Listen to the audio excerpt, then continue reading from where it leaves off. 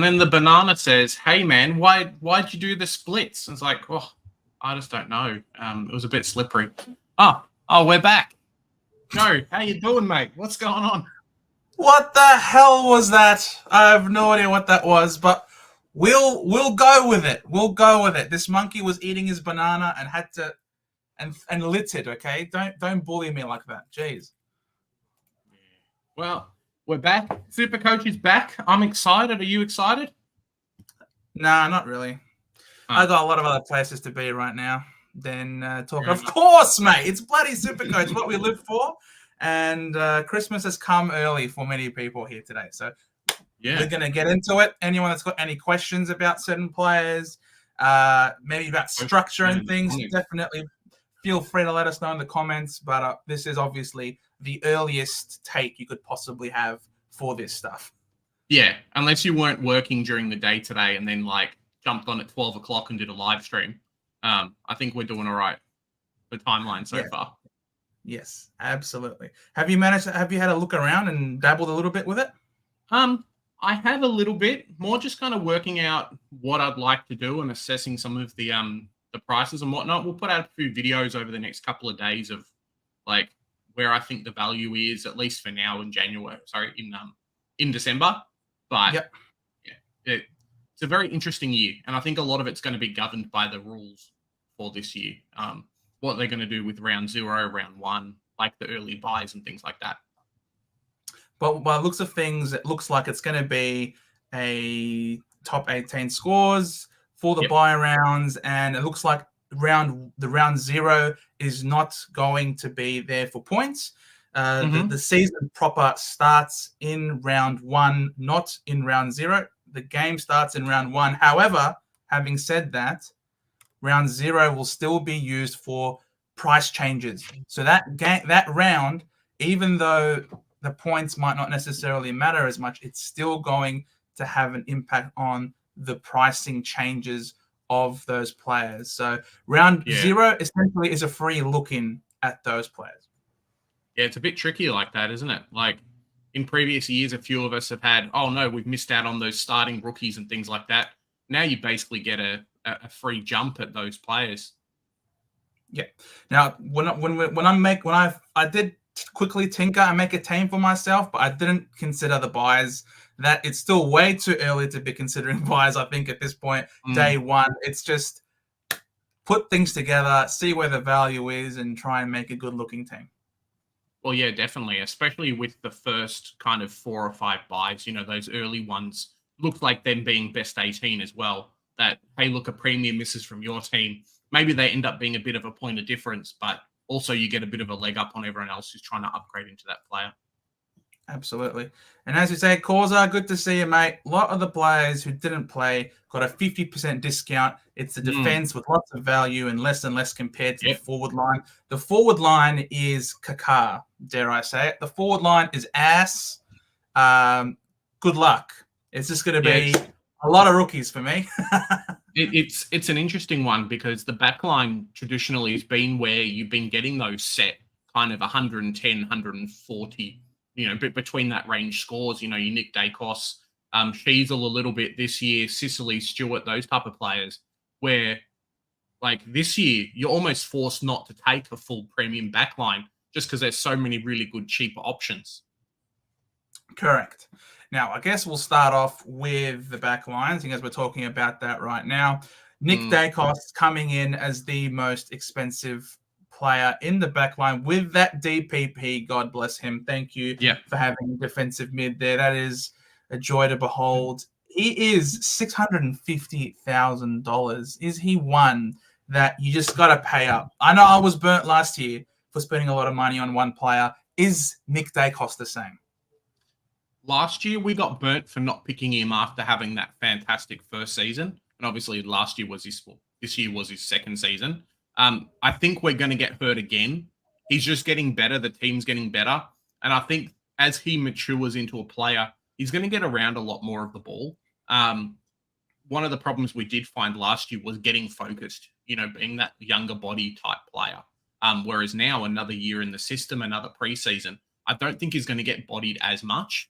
And if they do, I think with Schultz and a few other players in that Collingwood team, your opposition's going to get punished more. So he's not going to be that main focus again. Yeah, that's true. Another preseason into him, it's a question, I guess. They've reached the summit, they've hit the top, they've won the flag. Will he hit the ground running for this coming year as well? To be honest, I just think he is an ultimate professional already at such a young age with immense talent. For me, I am going to be starting Nick Dacos. For me, like I think so. I'm not going to be that guy to miss out on one of the most obvious guns in the competition. So Nick Dacos is going to be in my team. I know he's very expensive, and he does run into Finn McGuinness tag before going on his bye, but it doesn't matter. I just think Dacos is he's a different beast. I'm not afraid of Finn McGuinness. Bring it on, Finn. I don't care. I think this year there's going to be so many like mid prices that we're going to want to put in our teams that if you can come in and actually pick like these set players that are probably going to at least be top 10,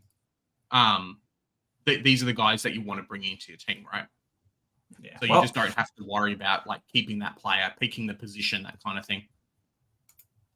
Causa learned the hard way that passing on Dacos is not a good thing to do. So best of luck to you, mate. Best of luck. Klopp, how's it going? Thanks for coming on. Absolute superstar of the Supercoach community. Thanks for coming on, man. The problem with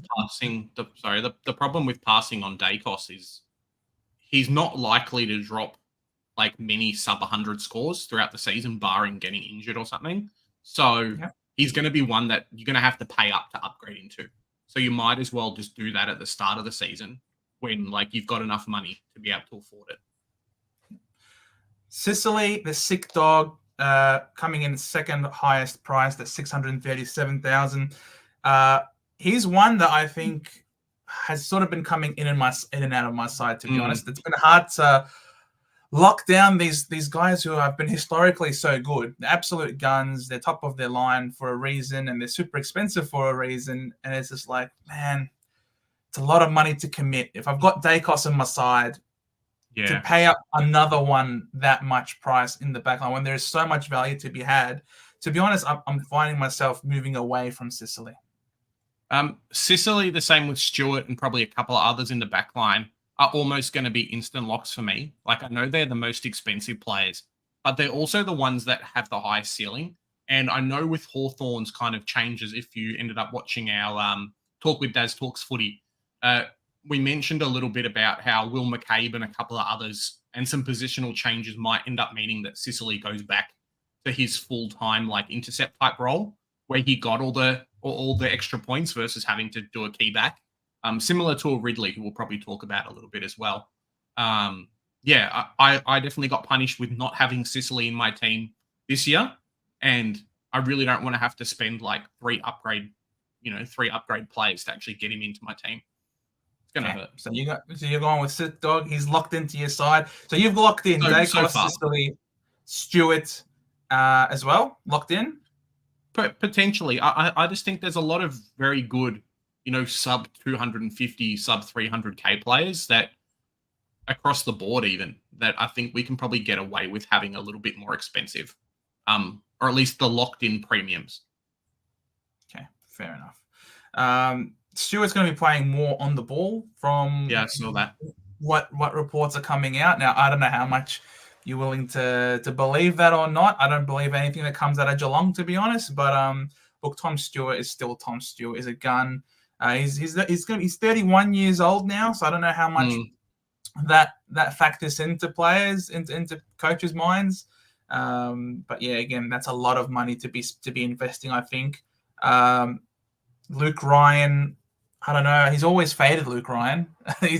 Even last year when he's doing well, people continue to fade this guy. So, and with the reports that Hayden Young's moving out of the back line, you would expect, I think, a bit more interest maybe in him, but it doesn't seem to be that way. He's always been that pick that's just been, hey, look, okay, on the fringes, he has a good game and a bad game and a good game and a bad game, and maybe, as you say, Hayden Young kind of doing more of a midfield role will change that, but I don't know. It's always felt a bit sketch. I don't feel comfortable spending 600K on a Luke Ryan this year. Yeah. Yeah, I totally understand where you're coming from. Sinclair, midfield role. He's not afraid of getting the ball. He's a sub 600k. He's a bit cheaper than he was this time last year. Yeah. But from the way you're building your team, it looks like you've gone like sort of like this. Yeah. A lot of money being spent up there. Yeah. Have you got anyone else who's a primo in that back line? To be honest, I haven't made the full team yet. I've kind of just got like what I want to put in. Sure. But it's more the rise of guys like Wangaleen Millera that concern me with Sinclair a little bit. Feels like he might lose a little bit more of those kickouts this year and get pushed into more of a majority role, which is great for his clearances and stuff. But like it's 3 points in the back line, right? So he could potentially lose a bit of that. And yeah, it's definitely a one to watch. I think we can get him at a lot cheaper. Whereas going back to your Dacos, Sicily, and Stewart's, I'm not sure how much they're going to drop if they don't get injured early on. That's fair. For me, yeah, I'm not going to go with Sinclair. I don't know. I think that the Saints are a tough one to read for me, to be honest. Same thing with Dan Houston. You can never be too sure what sort of role he's going to play. Certainly capable of going big, but I don't want to spend up a lot of money for someone with a questionable floor. I want a lot of reliability. Speaking of reliability, Harry Sheasel was a very reliable player for us last year. But there's news, though. I don't know. We're hearing some sort of mixed reports that he might be playing more forward this year. Is that something that you've noticed in trainings reports and stuff? At the moment, he's been doing his rotating off halfback role, probably like 70-30 doing that and then roaming through the midfield as well. It looks like him, McKercher, and Zach Fisher, who we'll probably talk about in the forward line, are like the two backfield distributors from that halfback position. So, he's still going to be there. He's still going to be around the mark. I'm not sure if I'm going to start him or not, but yeah, he's definitely one to watch. I think if there was confirmation. Yeah, I mean, if there was confirmation for sure, like someone, for example, like a Himmelberg who came out, straight out and said, "I'm not mucking around with my role. This is my role. I'm locked in here." Exactly. But with Sheasel going up and about, this. I don't want this split. And then you mentioned Fisher, he's going to play back there. McKercher's going to play back there. There's only so many players can play back there as a distributor. He has to play somewhere else. And plus, I think he's been elevated. I think North Melbourne are going to probably run a bit more of a multifaceted role this year. So Kay is being able to play in multiple positions and then rotating through there. But Sheasel getting clearances and handballs and contested possessions is still pretty sexy too. Oh, there's no doubt about it. It's not the clearance itself doesn't get you any points. It's the contested possessions. I suppose that's for sure. Sheasel for me, it's always been a bit of a question mark. I wanted to wait and see what you would say about him and his role. So I guess I might steer away from Sheasel. Jordan Ridley is one that you guys might think I'm a masochist, and a lot of the super coaches who continue to keep picking this guy and keep believing in Jordan Ridley because he is that good. But alas, there's always something going wrong. I think this is the year where finally it all comes right again. We got your boy. We got Big Mackay. He's come across. He's going to take the number one key forward, and it's going to allow Rids to do what he wanted to do. A lot of times last year in 2023, last season, BZT just was not up to it in a one-on-one contest. He kept getting beat. And so Ridley had to keep getting switched onto those players and had to play a lot more accountable defense. Nowadays, though, we've got Mackay, and I'm loving the development of Kane Baldwin. I think Kane Baldwin is also coming across and really developing at a great pace. And I think Ridley just is going to be the intercepting king.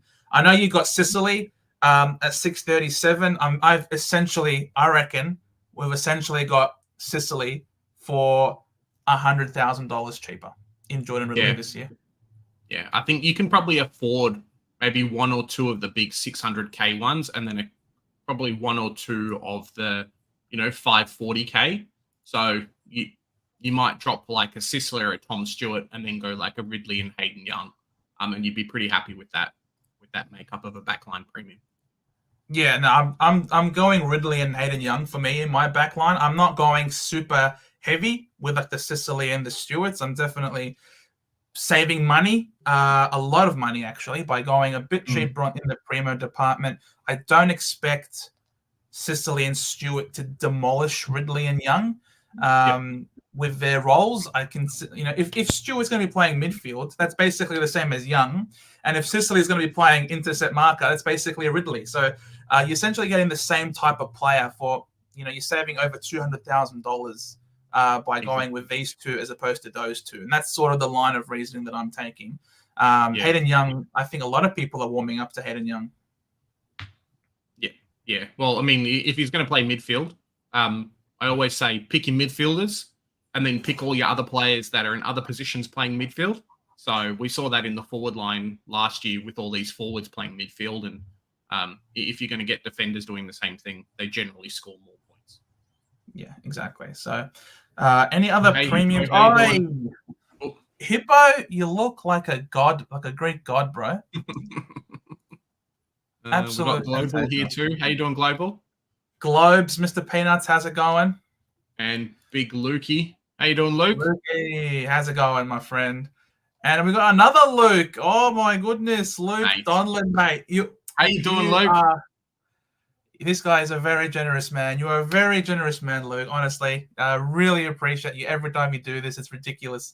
You're an absolute superstar. Everyone is well. Some fresh pencils and textures for the boys. Got to get rid of this red background at some point too. We'll figure that out for everybody.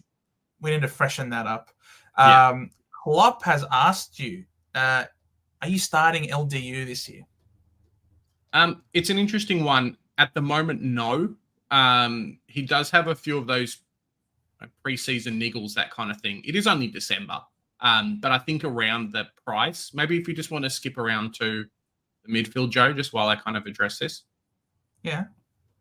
I mean, just so we can kind of see his price compared to everyone else. Oh, sure, I think he's his just price, around. He's 635. So, like at his price, I probably would just pick Zach Butters, to start with. So LDU is definitely an upgrade target for me, but unless we're forced to pick him due to the buys and things like that, he won't be a start for me.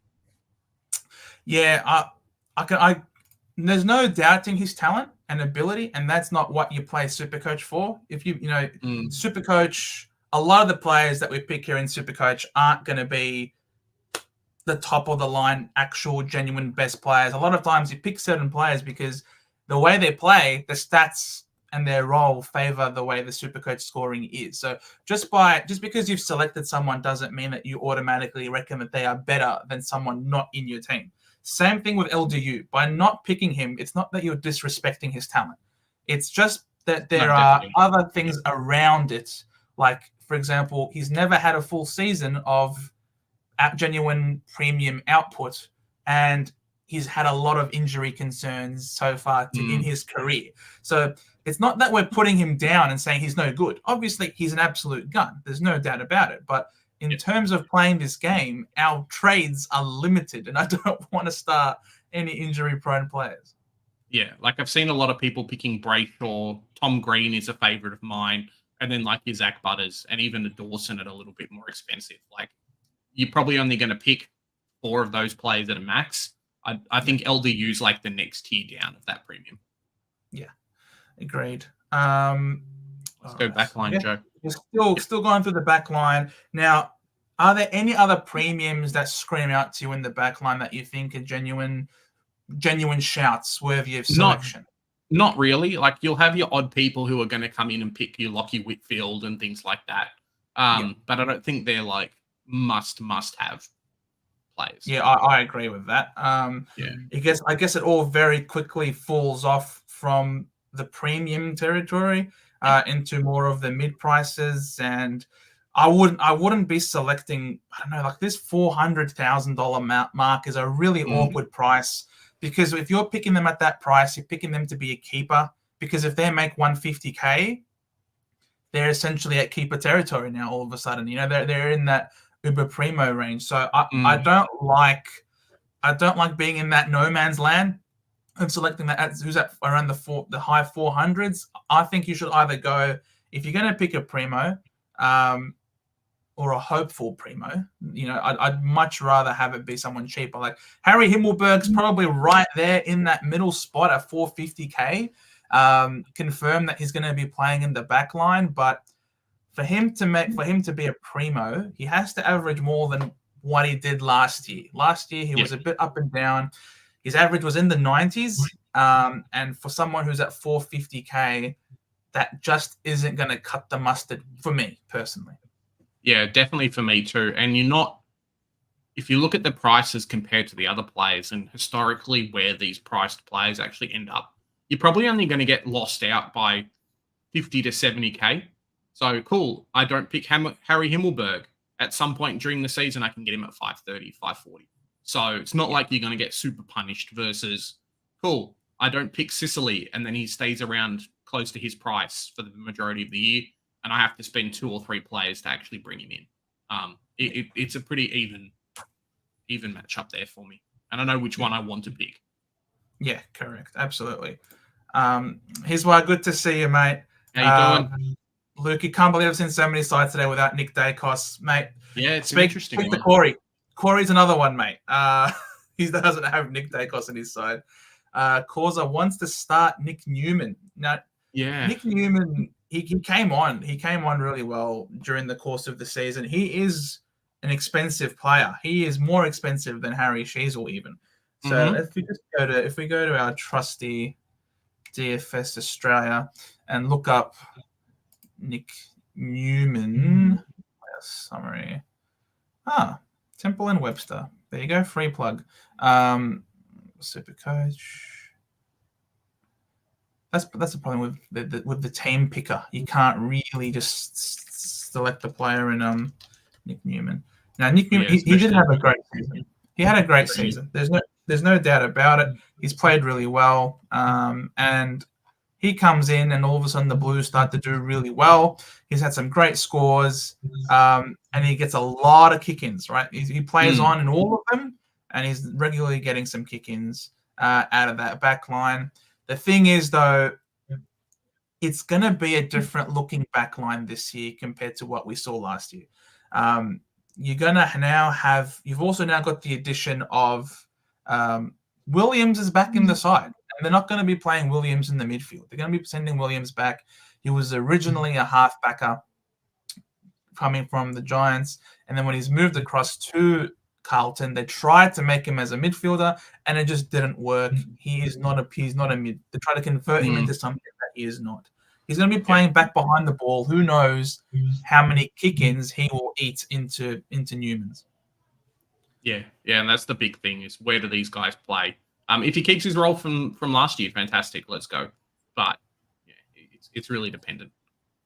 Yeah, so look, he's a fair shout, not against it at all, Causa. Keep an eye on. The good thing is that it's still so early on. It's really the first day, so keep an eye on it. He's also saying Kitty Coleman at 398 might be a good pick. So he was going to be the next one after our discussion about Himmelberg. Yeah, and with no Daniel Rich in the team, and we saw towards the end of the season when Daniel Rich didn't play, how good Kitty Coleman was. I was half expecting him to be a little bit more expensive than just 400k. So it is a fair shout for him. It's really just going to depend on kind of his preseason form, and if you can even afford to get him in. If you're running 3 or 4, I think if you're running 3 premium backline, you can probably fit him in maybe. But if you're running 4, he's going to be a tricky one compared to a few of the other cheaper rookies that we might actually be forced to be playing this year. Because there's a lot, and we'll kind of go through them soon, but there's a lot of very, very good, almost locked in must-play round 1 rookies that you're going to get hurt if you don't play. Yeah. I mean, he had a sensational back end of the year, Kitty Coleman. He was sensational, and that's because I can't help but feel that part of it was that he was disrespected, and other opposition teams didn't really put in a lot of effort to try and negate him. He always had all the time in the world to waltz the ball out of a kick in, up the ground, receive it back, and then hit someone else. So I think there will be, they were in the grand final. Obviously, they're a tough team to beat. A lot of teams will be doing their analysis on how to stifle ball movement. That's really important. It's actually the heart of all of modern football these days, how to stifle ball movement. And Kitty Coleman plays a massive role for the Lions in doing that, especially as you mentioned, Jez, without Big J, without Rich. So, but he's an injury concern. Like his durability hasn't been the best. He's definitely played quite a lot of games last year, but I don't know. I just always feel like there's a soft tissue injury around the corner for him. Yeah. It's all about just getting players into your team and making them fit, really. So he's definitely a fine one. Ben Mackay looks a good interceptor. He's actually a very good interceptor. Don't let Big J tell you otherwise. He'll show you some footage of him getting pushed out, but the stats don't lie. Ben Mackay is a good interceptor, Luke. I agree. When Ben Mackay doesn't have to move and doesn't have to do anything and just stands there and puts his arms up and say, cool, give me the ball, he's fantastic, right? Like, there's no discounting that. It's just getting pushed out of position and other things. Maybe it was North's backline that had punished him. We don't know. But, yeah. It's more, okay, Ben Mackay does his job, then that frees up Ridley to do other things. Or he just has to stand there long enough for Rids to come across and take that intercept mark. So that's fine. Definitely. He just has to be big. Just be you, Ben. Just be you, and don't let anybody tell you otherwise, especially the Big J varieties. Who else we got here to talk about? There's not that many. I think this year is really going to be about picking those Connor McKennas, picking those Liam Stockers, those type of players who made that quick, 200K. And like I said, missing out on a few of them is really going to hurt. A lot of the rookie type players, I think they're going to have decent seasons, like hopefully a Josh Goder and things like that. But at that price, you're not really spending, 300K on a player. It just doesn't work. No.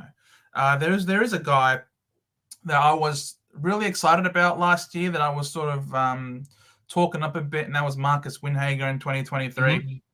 Mm-hmm. He didn't have defensive eligibility last year, but he's gained it now over this off season, and look, he is capable of getting some CBAs in there despite being defensively eligible. And another preseason under his belt. He's a really highly talented player coming into his third season, so his body's filling out, his aerobic capacity is filling out, is improving as well. And you can sort of see that it's a bit sporadic, his time on ground. Another preseason into him under Ross Lyon. You'd expect him to be more well-drilled and more battle-hard and ready to play. So he's one that is possibly on the cards. I personally won't go there, but he is an option. Definitely. For those willing to go there. I think there's a few players at that, if we just pop down to like the 250K and below mark, there's definitely a few players in there that are really worth having a look at. And we might end up picking 3 or 4. It almost going back to like guns and rookies. Yeah, Heath Chapman's one. I'm not sure how Nick Cox is going, but potentially I know Massimo's playing quite well and they're going to use him off that halfback role. Nick Cox, Zach Williams at 216K, which is just bonkers. I know George has been complaining about him getting 50%, reduction in price after missing a year. Who else do we have? I like Kane Baldwin. Kane Baldwin is looking really good. He's been interviewing a few people, being interviewed by a few people. He went to Arizona. He's looking sensational rip. And in the intra-club that was played the other day, he was, dare I say, the best defender on the field. So Kane Baldwin is also one. For me, I would love to pick him if I could be sure that he's going to be playing ahead of like a Jaden Laverty, for example. If Boulders is playing round 1 ahead of Jaden Laverty, then I reckon you should go for him. He's a sensational mark, very clean, and a great reader of the football, and a very nice, neat kick. So he's not a butcher out of the back line either. So Kane Baldwin is another one to keep an eye on as well. Yeah, and then you go even further down.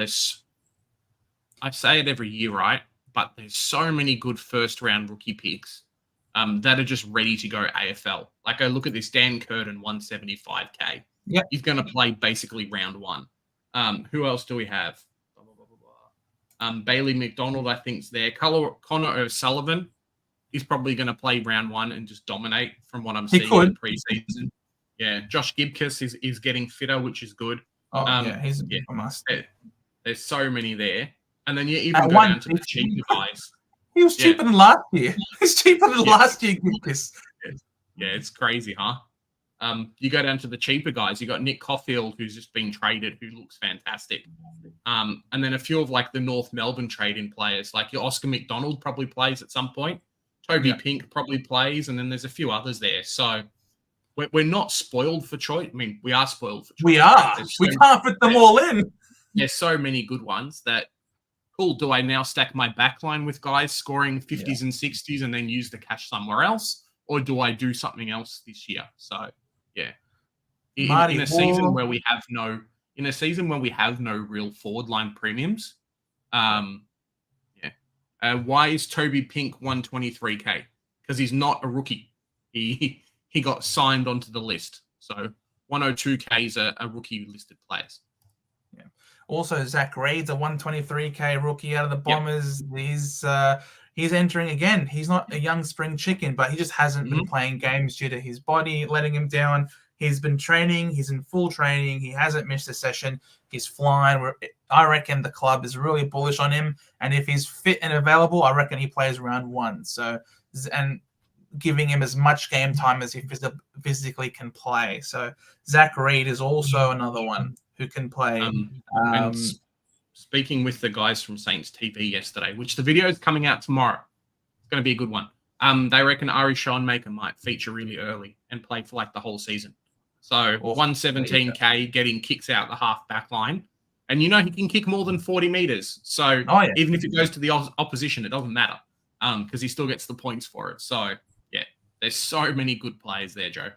There's actually too many, like to the point where we cannot fit all of them. And it's going to, and dare I say, it's going to come down to quite a bit of luck. And I wouldn't be surprised if there's a bit of rookie corrections that people have to make, because you might have got the right number of rookies, but unfortunately you haven't nailed the right ones, and you might have to, or someone gets injured. So there might be a bit of sideways rookie corrections, maybe even some downgrades to free up the money. Well, yeah, I mean, like, it's beautiful. All these guys around the 200k mark, you can put them in your prospective teams, and then if they actually play that round zero, like we were saying at the start, that counts towards scoring, but doesn't actually, count towards Supercoach. You might find that, hey, look, Zach Williams plays or doesn't play, and you can offload him and get two cheaper rookies who are dominating. We're almost given like a free ride. Yeah, 100%. All right, we move to the midfield. Marcus Bontempelli, the Bont number one mid in the comp. In the game, 724,600. I love the Bond as much as the next guy, but I am not spending 724,000 on anyone. It's too expensive. People last year, like ourselves, got stuck with Laird and Oliver being that price and having to downgrade in like the second week. The Bond has one bad game, and that's going to happen again. Yes, he's fantastic. Yes, he's really good, but just he could be the difference between you getting an extra premium in the midfield for that price. So it's not worth it. 100%. Clary, a lot of question marks over him. I'm not going to go anywhere near him after what we've all experienced. We're not going to go into that much detail about it. If you know, you know, as you probably already do. So Clayton Oliver, I'm not going to go near him. Yeah, definitely the same for me. I think he just got released from training and got sent home again. So, doesn't look good. Now, that's what what happens with him, though, it plays a massive role with what happens to this next guy, Christian Petrarca. He did definitely better Supercoach scoring wise when Clayton Oliver wasn't around. He did better by over 10 points. He did better. So if there's no Clayton Oliver, we could see another upside, some more upside, and maybe further progression from Petrarca coming into next year. Is he someone that is maybe tickling your fancy? I think he's a bit too expensive. Like, I don't really see myself picking anyone. Like, I won't pick Zach Merritt at that price. I won't pick Laird. I think Petrarca's a little bit too expensive, and I know at some point we're probably going to get him at 600K. So, yes, he did better with Oliver not in the team, but like I think that 30-odd K might do better somewhere else. Yeah. Oh, there's no doubt you can always get Petrarca's not going to stay at this price point. I'm definitely of the idea that there are some people that you start and some people that you trade in, and Petrarca's someone that you trade in. Same thing with Zach Merritt. He's a gun, he's a star, and I love my captain to bits, but he's someone that you trade in as well. They are bound to drop in price a little bit, and then once they're where you reckon they're not going to go any lower, you jump on them and you enjoy the ride all the way home to their finish line. We saw that those people getting Petrarca at like 600K last year. Yeah, exactly, and Zach Merritt as well. If you got on him at Dreamtime when he was in the 500s, and then he scored a 160 on that game as well, it was beautiful. Libba, I think another year into him, I just can't pick a guy that old personally. I don't want old people on my team. Sanders is going to take a bit of the role too. Correct. Sanders is a gun. We're going to talk about him. Jordan Dawson, again, someone at that price point, no doubt he's a superstar, but I just don't know what's going to happen with the Crows, how they're going to play, if they're going to give more time to Crouch, for example, if they're going to be, I don't know what their midfield setup is going to look like next year. They're just too good all over the place. I think he's going to be my first pick midfielder, and probably one of my second or third most expensive alongside of Nick Dacos.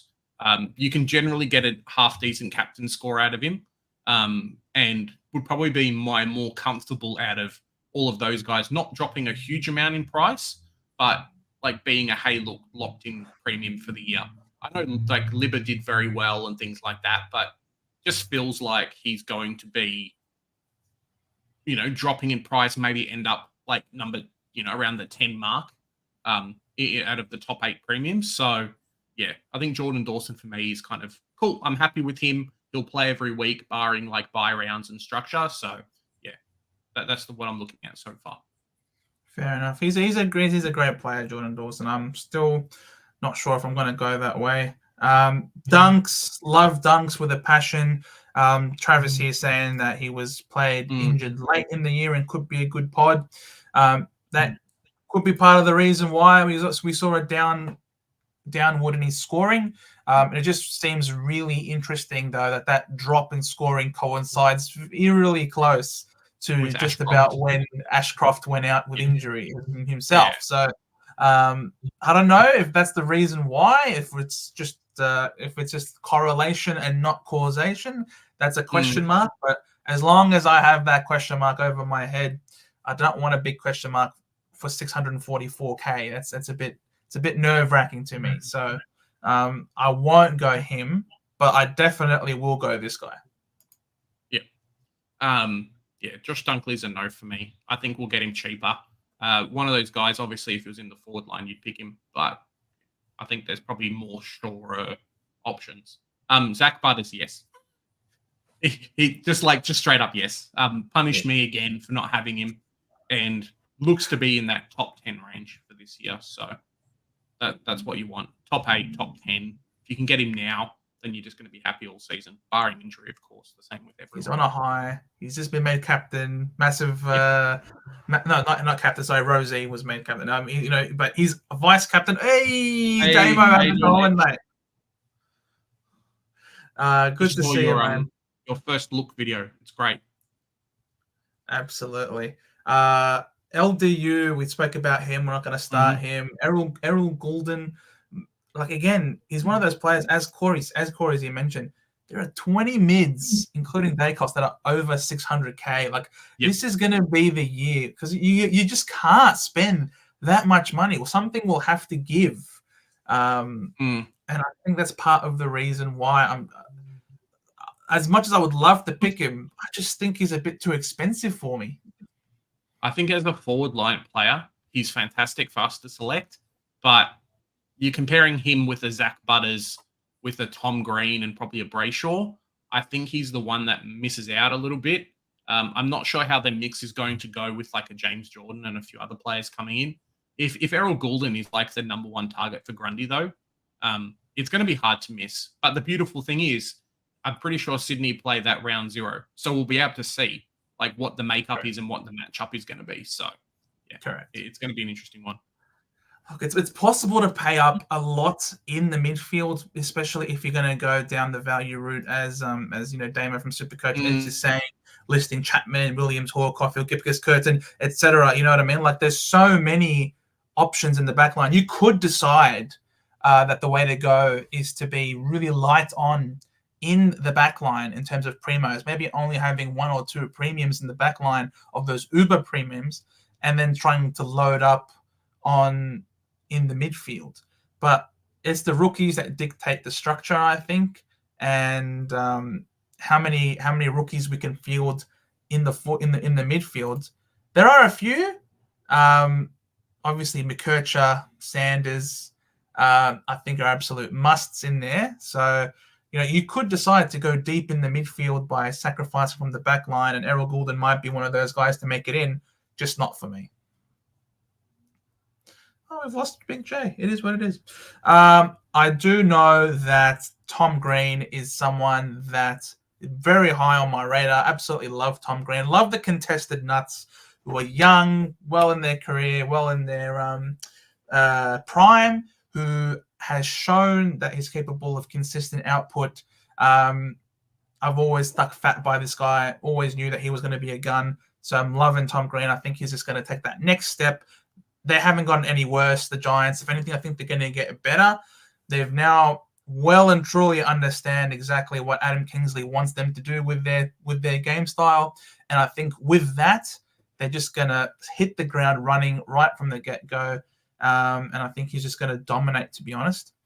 Sportsnut, how's it going? Doing well, my friend, doing well.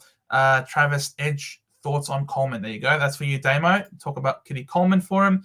And Cherry definitely is value in the ruck, but personally, I won't go there. I think there's other valuable players that can play in the ruck that are proven, that are guaranteed, I think, to do really well. And Cherry doesn't have the best injury history. Again, the way I want to build my team is I want to really start players that are not super injury prone. I want players that have a history of playing out as much of the season as possible. Not a big fan of... my internet decided to shit itself, so I'm back, but I'm on my phone, so that's all right. Hopefully you guys don't mind too much. No worries. Welcome back. Just to talk about Tom Green and saying Tom Green's a lock for me. Absolutely love Tom Green. I think he's a superstar, and I think he can take the next step. Yeah, for me too. And he's just ultra consistent, and that's the big thing that you want from these premiums at that kind of 600K mark. That, like, it doesn't matter if, they have a higher ceiling or whatnot, but with Tom Green, you kind of guaranteed like 100 every week. And, you pay that for the price.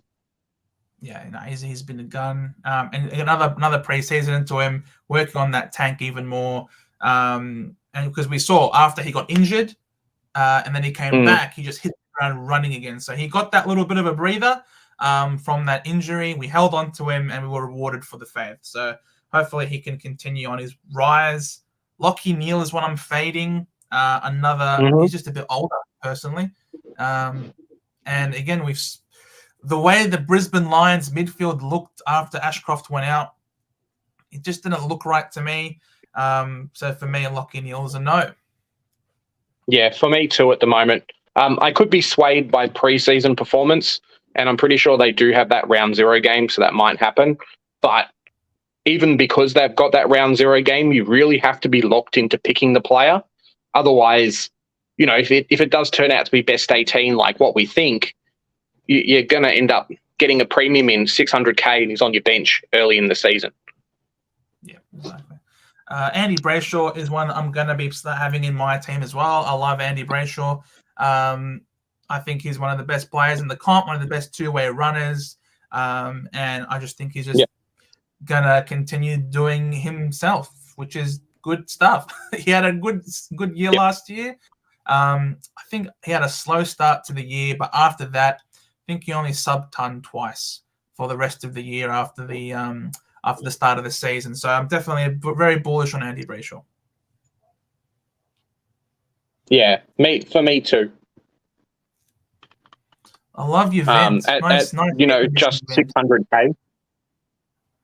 Oh, thanks, man. I can do that angle if you want. That's pretty funny. Adam Cher is someone people have been talking about, not much. I've been really tantalizing the thought of having Darcy Parish in my side. I love Darcy Parish. I think he's having a great preseason yet again.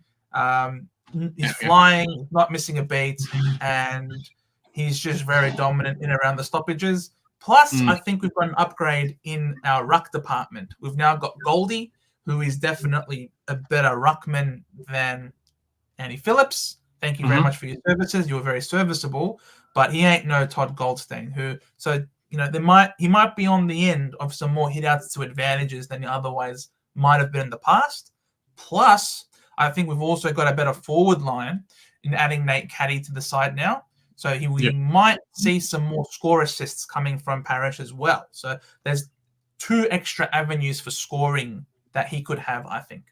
Yeah, it might also make the likes of Merritt a much better player as well, which for people that don't own him could be a bit scary. Yeah, exactly. So, Rosie, interested in Rosie? I think he's still injured, right? So someone to watch. I believe he might be doing a bit of an injury worry at the moment. So, yeah, I'll watch and see. I think Zach Butters might be the better of the 2 picks now. And we don't know how kind of the big contract in the captaincy is going to affect Rosie this year. Yeah. Damo here saying he's a big fan of your boy LDU, underpriced slightly with a 72 and a 59, and his 2 injury-affected games, keeping his price lower than it should have been. Yeah, it's just about watching the preseason, really, for LDU potential owners, seeing how he's going to match up and whatnot. There's definitely potential there. Like, don't get me wrong, he's not a bad player. But more of a speculative pick than, like, I go back to it. Would you rather pick LDU or Tom Green or Zach Butters or Jordan Dawson at like 10K more? I know which one I'd pick. Yeah, exactly. You can't have all of them. It's all about priorities, I guess. Noah Anderson is one. Yeah, Anderson's one. I think Sam Walsh could be a fantastic pick as well at that cheaper price.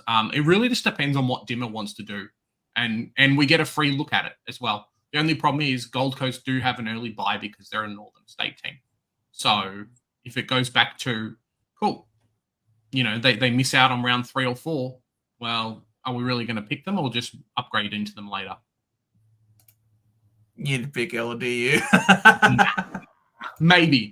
If he was fit and ready to go and popped out like a 160 preseason, I think I'd get suckered into it like everyone else. Maybe. Noah Anderson's a really interesting player. Obviously, I have a lot of respect for his talent, but I'm more intrigued, as you've mentioned here, Luke. Will Dimmer take Rowell to the next level? Exactly. Manny Rowell, I think, is a really interesting smoky, I think, for this year that maybe isn't getting as much discussion as I think he ought to. 571K, he's quite cheap. He plays a contested, hard style football. He's only 20. He's only 22 next year, so he's stepping up into that prime time of his career. He's obviously got Dimmer Hardwick, who was a tough-nosed individual. He hasn't had the best coaches up until now. I do think that Dimmer will take Matt Rowell to the next level, to be honest. I'm really keen on this guy. Dimmer is going to have so many really good players at his disposal and so much talent that he's not going to know what to do with. Like, Jed Walter being the next Tom Lynch and all these other players. It really just comes down to buy structure for me. Like, cool, you're going to pick Matt Rowell and then in like 3 weeks, he's not going to play. So, you know what I mean? You can always upgrade into him after his buy, the early one at least. But to start him, probably not. It's a question mark. Like I said, I haven't looked at the buy structure just yet, but these are the sorts of players that we're here to talk about. Fair enough. If he's got the buy in round 3, then you don't have to get him in ASAP. You can always get him later. Who else is there? Jack McRae is more of a forward line option to talk about. John Newcomb's an interesting one. Yeah. Jai Newcomb's fantastic. Tuke Miller as well. Depending on it, I think Tuke Miller's more of a fallen primo. So if you've got some money, you can do that. I think Cripps is probably not. It really just depends. Tuke Miller really felt like maybe it was just Stewie Jew kind of doing it, but it really felt like his role had changed in the second half of the season, being a bit more selfish, like selfless and things like that. Kind of played with a bit more of a run with role, and let your Noah Andersons and other players do a lot better. If he goes back to being selfish again under Dimmer, which hopefully he does, he's going to be fantastic at that price. Like lock in, top 8, top 10 position straight away. But like it's all role for him and not being injured, which really hurt him this year. Correct. And the thing is, though, when you think of Dimmer Hardwick and you think of the way that his Richmond team played, it was just gut running, selfless, everyone playing for each other.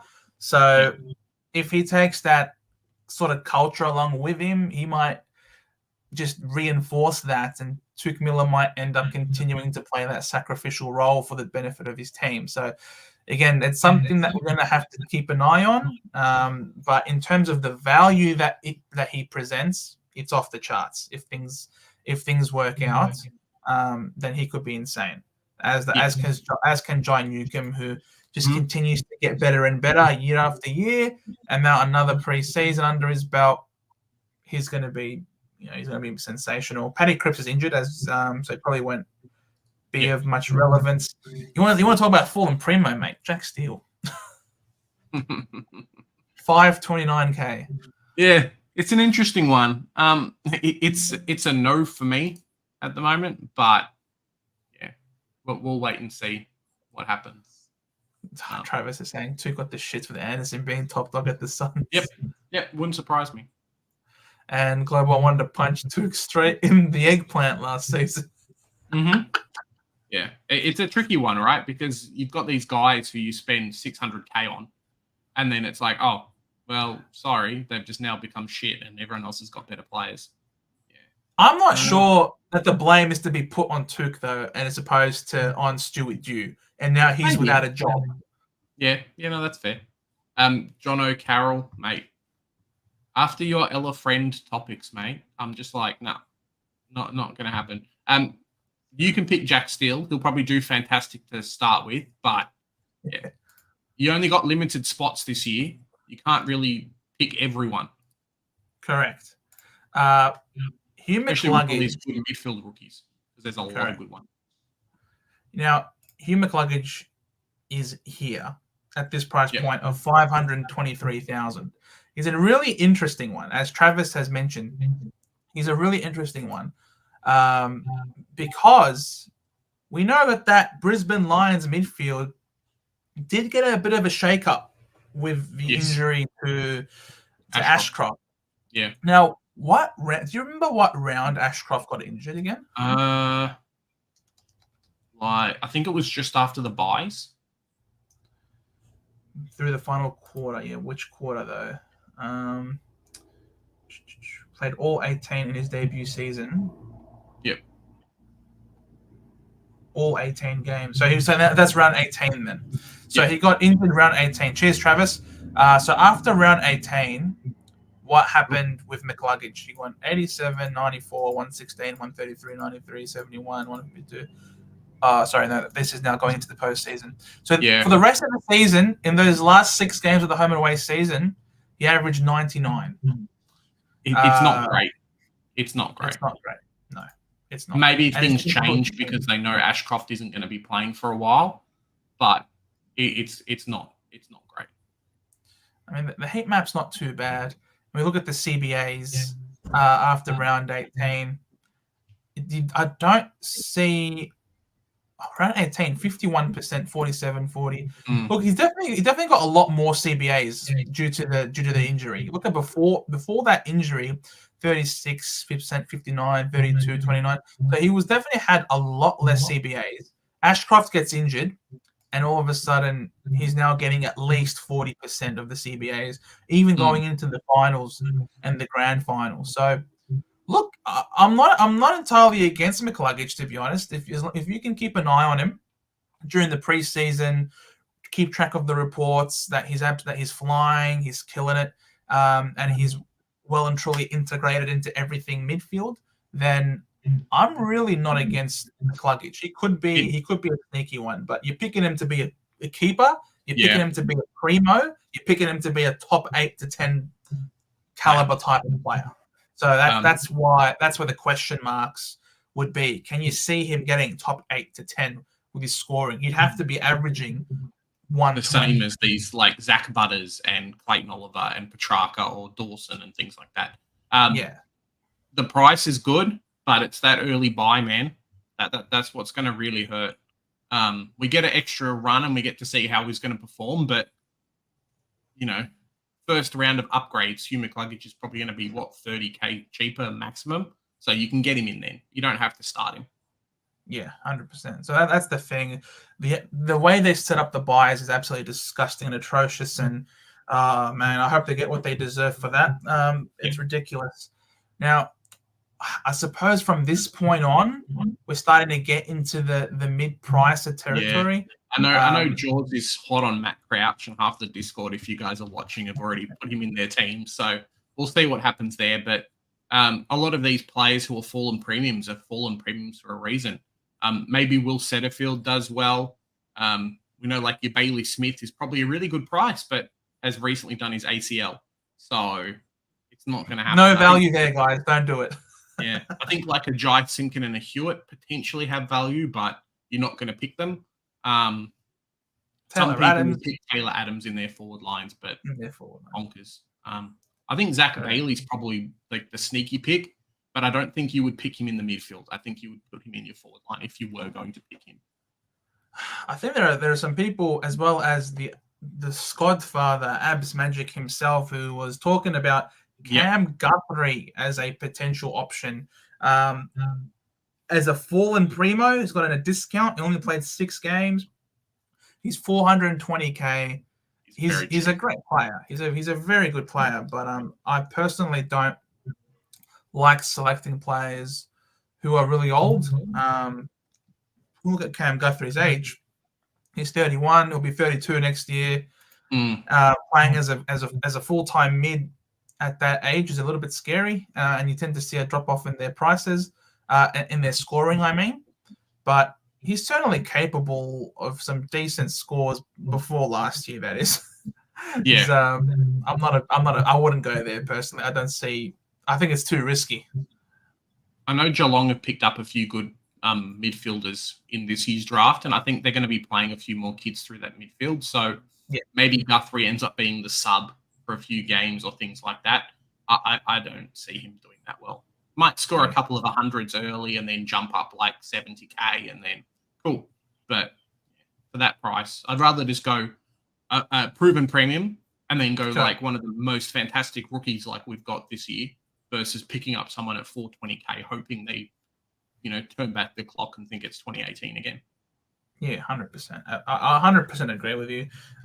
They understand that they've got an aging list, and they've been. That's why they were so heavily aggressive in this draft period that just went by. I think they might have added. I think was it 7 or 8 players that they added to their team. It was a lot. There was a lot they knew, and they even turned down West Coast's future first round selection for that pick that we used on Caddy. West Coast were offering a future first for him, but they turned that down and accepted our pick 31 because they knew. Yeah, and they had to hit this draft because they knew their list was so old. They had to hit this draft. So they've got a lot of players to go through that midfield. I can't see Guthrie hitting the heights as he wants. There are some options at that 350K mark if you have to pick someone. George Wardlaw is training the house down and he's doing quite well. Jinby is apparently doing very similar as well. So around that 350K. Sandara as well. Hunter Clark, depending on how you feel. If we move our way down a little bit, I think there's a couple others. Maybe a Paddy Dow goes bang at his new club and says stuff you. Hangs out with Liam Stocker, and then Sheldrick as well. So just depending on if you want to do that or not. But there's a lot of very good around 200K mark rookies this year, especially in the midfield. And I think previously, let's go back a couple of years, right? It really felt like we were going super cheap rookies and they were the really good one. Whereas now it really feels like, hey, we've almost gone back to that 200K mark kind of being the norm. Have you felt that a little bit? A little bit. Especially, it's just inflation, man. This the cost of living just keeps going up. We have to pay these players to play for us, man. It's ridiculous. I likened it a lot to kind of just all these under 18 kids now, the ones that are picked up in the first round, going through all these academy programs. They're busting their guts. They're very, very ready made, I think, versus what we had a couple of years ago. And cool, like we looked at Hollands last year. We looked at Sheasel and Wardlaws and all these other players. And it's just like, first round pick, especially early first round, they're going to play majority of the year and they don't get tired. It's not like how it was before. Cool, 60% game time on a rookie. Like, they're just so good. Now, again, there are also quite a few in the 200K mark. That's really interesting. I think Jared Lyons and James Jordan, obviously, but I think Jared Lyons is a really interesting one. He's 258K. He's too old, Joe. Jared Lyons. Wait, how old is Jared Lyons? Like in his 30s, I'm pretty sure. I've clearly spelled his name wrong. He plays for the Lions. 31. He's 31. Yeah, he'll be 32 next year. He's used as a sub a lot, but I think there is the Will Ashcroft injury, right? There's the Ashcroft injury. So they could open up a spot for Jared Lyons. If Jared Lyons comes in, has a great preseason, and starts to take some bulk minutes in the midfield, for 258K, that is a steal. Yeah, no, I agree. And I think Dev Rob's probably in a similar position as well. Correct. It did feel like they played him a bit more with Ashcroft being out, and there's a spot in that midfield. Things will have to change in the midfield because Ashcroft was just so good. But we'll wait and see what happens, I think. Elijah Hewitt for West Coast is going to be a gun if he can keep his body right and he can stay healthy and continue and have a good run of things. He's a really good player, but I just wouldn't pay 254K for him. I know there's a few people starting Elijah Stardust, thinking that he might be a good selection. I personally wouldn't go there. I think we've got a lot of mids, to be honest, and he plays his best as a midfielder, and he had an injury concern himself, which pushed back his debut. But he certainly also took advantage of the fact that we had some other injuries in the side. If we have a fully fit team, I don't know if Elijah Sardis gets in ahead of all these players. Like, obviously, you got Merritt, obviously, you got Parrish, you got even Dylan Shield might come back and be fit at some point. So. Oh, and I think Sardis is ahead of Shield, personally. I do think Sardis is ahead of Shield. I think Shield is just about done, to be completely honest with you. So his position in the side isn't cemented, is all I'll say about Elijah Sardis. As is Nick Cox. Still not entirely sure how we're going to play him.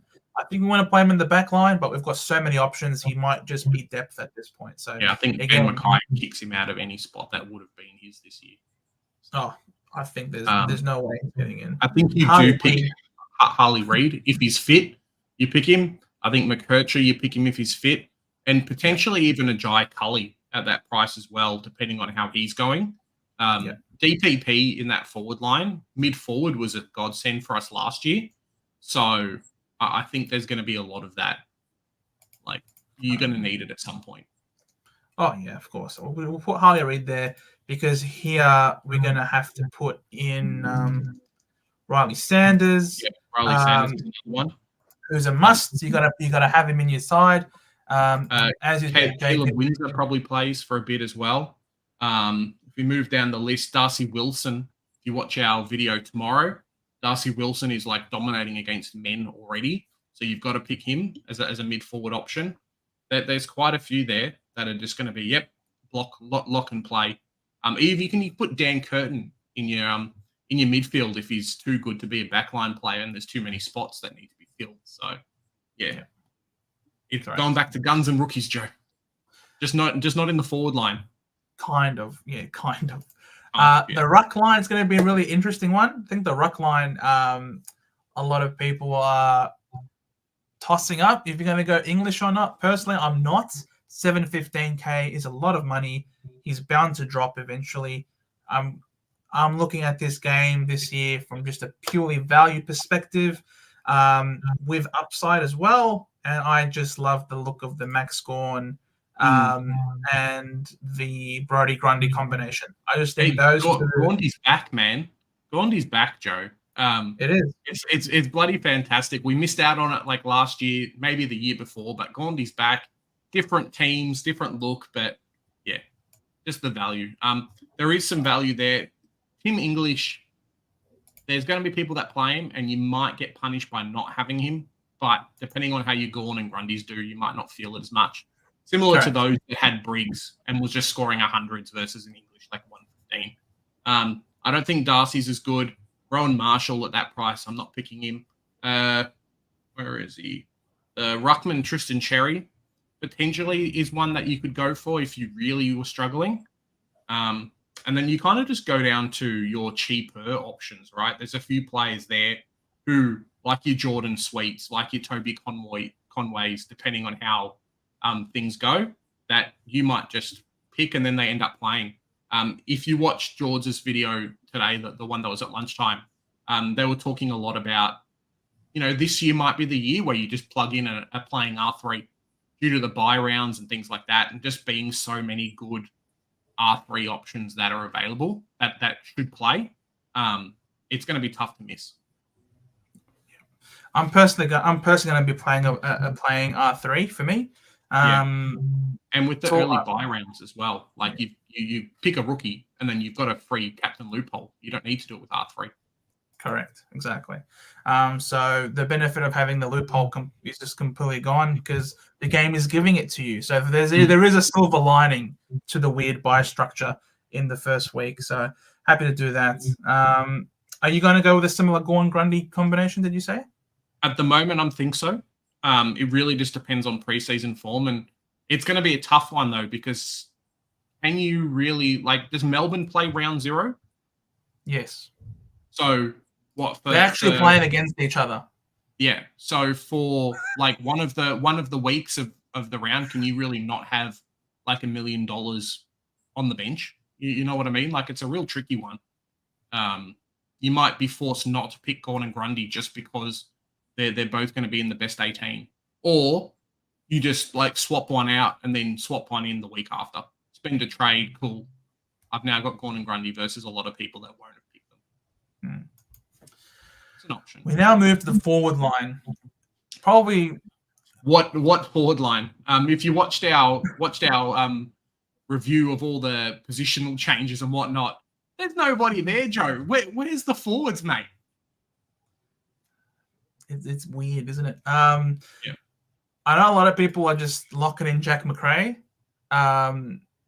because he's the highest. He's the highest. I'm not. Yeah. I'm not going Jack McRae. If I know he says he averaged 99.9 for the year. Yeah. Which he did, right? Obviously, I'm not gonna deny that the world is round, right? I'm not gonna deny that. But his end to the year was atrocious. Not fun. 49, 57, 87, a 122. In his last month of football, he's averaged 78.8. Yep. Yeah, it's not great. Not great. I'm not going Jack McRae. I don't want to start someone who ended that terribly. Plus, he's playing for Bevo, Magneto Man, who sucks everything out of existence. He'll be 30 years old next year. And they've added Riley Sanders, who I think is just going to plug into that midfield and take Bailey Smith's spot. So a lot more of the same, I think, for Jack McRae, which is a lot more shit. Yeah. Just kind of running off what Corey was saying here. I've got something on the Discord that just talking about, maybe it came out in the Herald Sun article that was just recently there, but it's saying here, obviously not official because they'll put it out when it's open to everyone, but it's looking like the Supercoach season this year will begin round 1 and not in the opening round. So similar to fantasy, basically copying the same rules, which I think is a good thing. Opening round stats will take into account for the price changes, as Joe said earlier, and live scoring will be there for the 4 games of that, so people can watch along. Best 18 scoring for all the buy rounds, including the early ones. And then they'll have buys in round 2, 3, 5, and 6 for those teams. So, yeah, it's going to be a bit interesting and different. So we'll wait and see official, but that's what it's looking like at the moment. Yeah. Cool. Are you going to start Jack McRae? No, unless there's real changes at the Dogs, then potentially. But I'll probably start Luke Jackson over Jack McRae. Like, yeah, he'd be one that I would start, especially if there's a playing DPP R3, like a Finbar Maley, who could potentially play. But I just think the loophole's good, and I think he might play, and I think Shrek will go down early. So, yeah, that's kind of my pick at the moment. Very possible. Charlie Connor, I wouldn't do it. I really like the look of Shai Bolton, to be honest. As crazy as that sounds, he is expensive, but convince me, Joe. I reckon he's going to be. I mean, we pick these Butters and Rosie types, and he is that. He is entering the prime of his career. They've got an aging list around him. He has been steadily getting some more CBAs, and he's at a great age. So if I should put up, and he's also going to have a new coach. That will make a difference. So they're going to be very exciting and dynamic. He's not a spring chicken. He's becoming a leader of that club. And if you look at the average CBAs, he got 53% of CBAs and on average last year, which is really good. His average was 96.7 last year. And I think that he's capable of hitting the scoreboard whilst also playing in the midfield. I don't know. I think there's upside to the Shai Bolton pick. I don't think they can keep relying on Dusty Martin to continue doing Dusty Martin things. No. And they get a lot of injuries through the midfield. I honestly reckon Shai Bolton has more upside. I have more faith in him than I do in Jack McRae.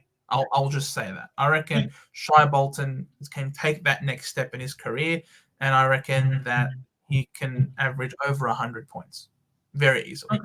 Predictions for this year: Shai Bolton over 100 average. Done. I like it. Some people talking about Caleb Daniel. I can't trust this guy. Ever since I started him 3 years ago when he completely burnt me, I've got never again Caleb Daniel. Yeah, I think that's the same for me too. Anyone else that you see? I've got Sam Flanders on my side. Yeah. Flanders is one there for me. I think the second half of the season, we definitely saw what he could do. And basically, Dimmer came in and said, cool, I'll play you wherever you want to play. Stay with us at the club. Signed a big deal. So, he's not going anywhere. If we move down that list a little bit as well, I think there's a couple of other players who potentially could be there. I'm very keen on Mitch Owens after speaking to Saints TV yesterday. We'll wait and see the preseason, but the kid's come back in ripper form and looks like he might be playing some midfield as well. So he was a steal last year at 250K. He potentially could be the same for us now. We'll wait and see with him. Very nice. Taylor Adams, people are selecting him. To be honest, again, I don't like old injury-prone players. That's not. I said it during the season last year that my 2024 team is not going to have anybody old. It's going to be a whole bunch of young guys in the prime of their career. Taylor Adams does not tick that box, unfortunately. Yeah, and he's just going to do his hammy, and it's a weird price as well. Cool. If he goes down in price, you're really stuck with options, and if he goes up in price, great. So, I think there's better players. I'd rather pick Zach Bailey, as a potential going to breakout player, and be happier with that. Yeah, exactly. Fair enough. People picking Oscar Allen, Nick Larkey, and not a big key forward. Big Zach Fisher's the next one, number 56. He's one that you probably should put in your teams at the moment. Yep, exactly, right there. Has been playing halfback, training halfback for North Melbourne. Was touted. There's interviews saying, hey, look, I'm going to play halfback. It's looking like Sheasel's there, plus McKercher, and then Zach Fisher, who's probably going to take one of the two roles. So, fantastic player. We saw kind of the bigger numbers that he got at Carlton playing off that role. Do you want to pull those up, Joe? playing that role at Carlton. So the scoring's there. And he's very, very vocal, and he wants to prove himself as well, kind of getting another chance at another club. So yeah, it's going to be a good one. Centre halfback flank. Yeah. I mean, yeah, 126 and a few of these other ones. So it's not terrible. Centre halfback. Average 84 in 4 games. So not bad. That's very respectable for someone who's priced at 378. Yeah. So, I mean, it's 378. And you know the ball is going to be down in North Melbourne's backline probably a bit more than it was at Carlton's backline as well. So, yeah. Yeah. So it's priced at about 69, 68, 69. Yeah. So if he goes 84, I reckon he can make a solid 15, 20K. Yeah. Probably makes another 100K off the top. 100K, so. Yeah, exactly. 100K, yeah. So that's not too bad for Zach Fisher. Not too shabby. Because we've got no real premiums, you know, if he gets up to like 85, 90, 95, like, hey, presto, Zach Fisher keeper. Who would have ever thought you were going to say that at some point, right? I know. Jade Gresham is another midfielder that is another mid-pricer that's tearing down the house over at the Bombers. I'm loving what I'm seeing from him. He is going to be a terrific player for us. He really is. He just finds the ball at will. I don't know if that's because the rest of our team is shit, or if he's that good after his sensational off-season. But he's an option, I reckon. Don't be surprised if he goes absolutely bananas, mate. And I'll really leave that pick for you, Joe. I'm not going to pick him. James Jordan again. We've got a bunch of other cheaper options. Yeah, I think it's just a wait and see with a lot of these guys. In the forward line, you generally pick, okay, we're talking about Zach Fisher, but you generally pick your 400K guys that are going to go really well, or your 200K guys that are going to go really well. You very rarely get that 300K mark. Mate, he lets his football do the talking, Damo. He doesn't let it's not the eyebrows. The eyes are the window to the soul. The eyebrows are the gates that shut you in, mate. Don't worry about it. Don't look at the eyebrows. It takes a long time to get to someone. Tom Lynch is a name on a lot of people's teams. If he can stop being injured, then he'll be a good pick. Think like a little bit like Hex last year. Yeah, I can't do it. He's still injured. He's still in rehab. I'm not going to pick someone now at that age who is still in rehab. So if he comes good before the start of the season, hopefully he can quickly make some cash to flip him over. But I don't know. That's a risky selection in my opinion. James Jordan's probably safer of the selection. Yep. He's not coming across to the Swans to play VFL, is he? No, and that's the big thing. That was the big talking point for him coming across. And what they kind of convinced him on was just like, hey, look, we know how good you are. We've got a role for you.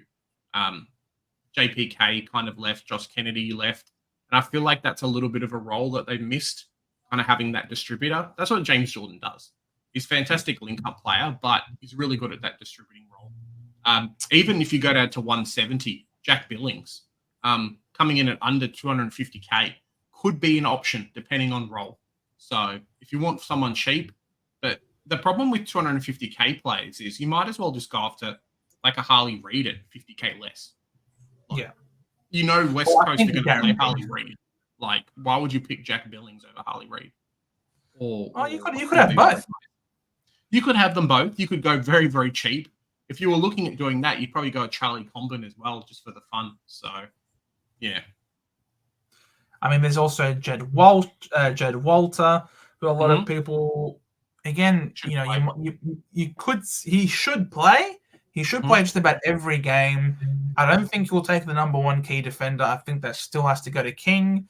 And I think Walter is obviously he's a big boy. He is a big boy. I think he's ready to come and play in his first season. But I guess someone might ask you, why would you pay 198K for Jed Walter when you can spend 127 on Aaron Cadman, someone who's had an extra year in the system and might take that next step forward as a key forward, while saving Yeah, I know. Like Aaron Cadman is 127k. Like, why would you spend 198 on another key forward when you can spend 127 on Aaron Cadman? Charlie Lazaro is a sneaky pick for me at the moment. Seems to be doing some really, really good things in the training, and potentially could find himself in a nice link-up role there. So he is a bit more expensive at that 181k, but potentially we could see him actually getting a game. Hey, Jen, how you doing? Merry Christmas. Hope you're doing well. Nice of you to come along, Jen. Nick Watson is obviously someone. The Wizard is someone that is. You don't pick small. He shouldn't be overlooked. He's very creative. He can link up, but he is very small. Darcy Wilson will be one there, as we've got there to pick. Cadman, one that's there for me really. I know some people have got Sam Darcy there, but Braden George is the one. So mid-20 pick from last year, has had a season in rehab, but this kid's kicking goals from the center square, Joe, like at training. That's how good this kid is. He's going to be fantastic. If you don't pick him, he's probably going to hurt you at some point. So 123k. If you've got a rookie spot left on the bench, he's the one there for me. I'm going to start him.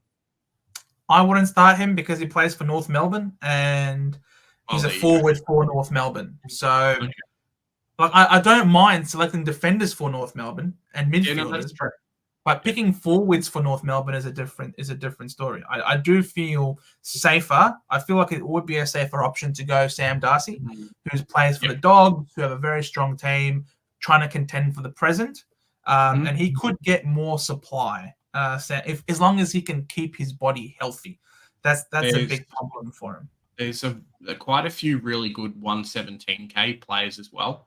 If you look down this Sean Manor, 26-year-old small forward that's come from the VFL. He's going to play every week. Ashton Moyer as well, probably in that similar role. There's a few definite options there. Probably no one in the 102k range, but people can still get picked up. What's wrong with Shaki? What's wrong with Shaki at 123? Oh, okay. I thought this was a serious channel, Joe. Well, that is Shaki business. Mate, we can have some fun here and there. Come on. There's nothing wrong with having a laugh. Loophole player. I reckon some people get picked up in the preseason as well. So I might see someone kind of link in straight away. We saw it happen with Nick Martin. We saw it happen with Kammer. There's still a long time between here and March. So it could happen again. I know Archer Reed is one that probably might play for the Eagles. He's a good selection. He was their first selection, I think, on the second night of the draft. And that would really work as well if when you come here to the ruck line, for example, and you are playing a guy like Finbar, Marley, whatever, who's a ruck forward as well. So you do have that swing between the two of them as well for Reed to get there to cover the ruck line as well. Yeah, I think so. There's a few. You're just going to have to go in and watch the preseason or watch our show because we do the hard work, so you don't have to. Correct. So that's all the lines covered. Now, do you feel comfortable? Are you in a position to say what your team is, or do you want to do a separate video? No, I think we're going to do a separate video. I can't give the fans everything in one go. Stick around. We'll put those out as soon as we can, and then we'll go from there. Fair enough. This is I'll just little cheeky. That's mine. And it's gone. So screenshot, guys. Go back in the book so you can see it. You have to go back and screenshot if you want to see it. That's my first iteration of the team. There it is. So with that, we've covered all the lines. We've covered all the players for now. Answered some of your questions. Thank you so much. It was an absolute pleasure to be back here talking with you beautiful guys and girls about Supercoach for 2024. Yeah, 100%. And we've got a lot of videos coming out over the preseason. Mate, we did a lot last year and we're going to do even more this year. Hopefully you guys can stick around for those and we'll try and keep up this regular live stream.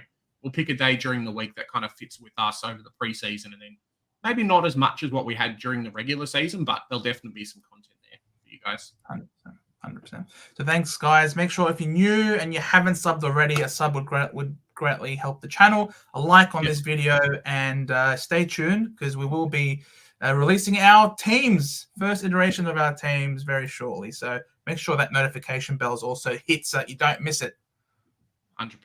All right. Catch you guys. See you in the next one. Bye, guys.